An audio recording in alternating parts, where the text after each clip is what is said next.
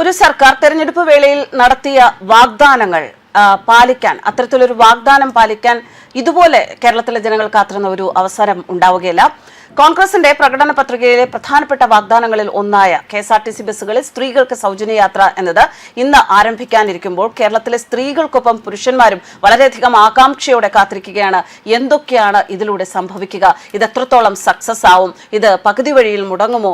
നന്നായെങ്കിൽ നന്നായി പോകട്ടെ എന്ന് ചിന്തിക്കുന്ന പുരുഷന്മാർക്കൊപ്പം ഇത് ശരിയായില്ല, അല്ലെങ്കിൽ ഇത് ഇരുവിഭാഗത്തെയും വേർതിരിച്ചു കാണുന്ന ഒരു സമ്പ്രദായമാണ് എന്നൊക്കെ പറഞ്ഞ് പല പ്രതിഷേധങ്ങളും പല ഭാഗത്തുണ്ട്. എങ്കിലും ഇന്ന് ആ സൗജന്യ യാത്രയുടെ ഉദ്ഘാടനം നടക്കുകയാണ്. യാത്രയുടെ മുന്നൊരുക്കങ്ങളെല്ലാം പൂർത്തിയായി എന്നാണ് അറിയാൻ സാധിക്കുന്നത്. പ്രിയദർശിനി സൗജന്യ യാത്ര എന്നാണ് ഇതിന് നൽകിയിരിക്കുന്ന പേര്.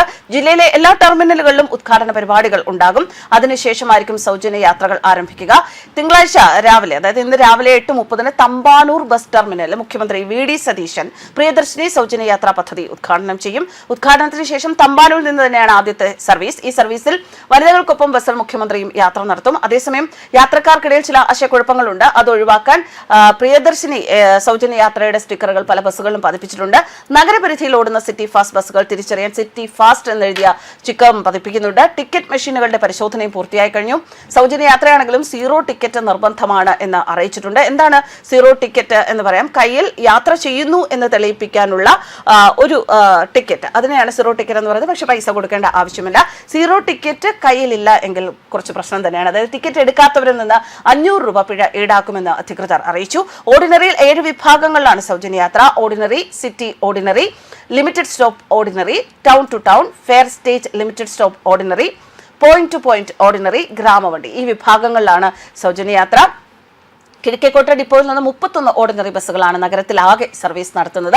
ഓർഡിനറിയിൽ വനിതാ ഡ്രൈവർമാർ ഇല്ല എങ്കിലും 30ഓളം വനിതാ കണ്ടക്ടർമാരുണ്ട്. തിങ്കളാഴ്ച രാവിലെ മുതൽ പതിവ് സർവീസുകൾ നടക്കും. സൗജന്യ യാത്രയുടെ ഉദ്ഘാടനത്തിന് ശേഷം ഒരു സൗജന്യ യാത്രാ ബസ് എല്ലാ ഡിപ്പോകളിൽ നിന്നും സർവീസ് നടത്തും. കിഴക്കേക്കോട്ട ഡിപ്പോ കൂടാതെ വികാസ് ഭവൻ, പേരൂർക്കട, പാപ്പനംകോട് ഡിപ്പോകളിൽ നിന്ന് നഗരത്തിൽ ഓർഡിനറി ബസ്സുകളുണ്ട്.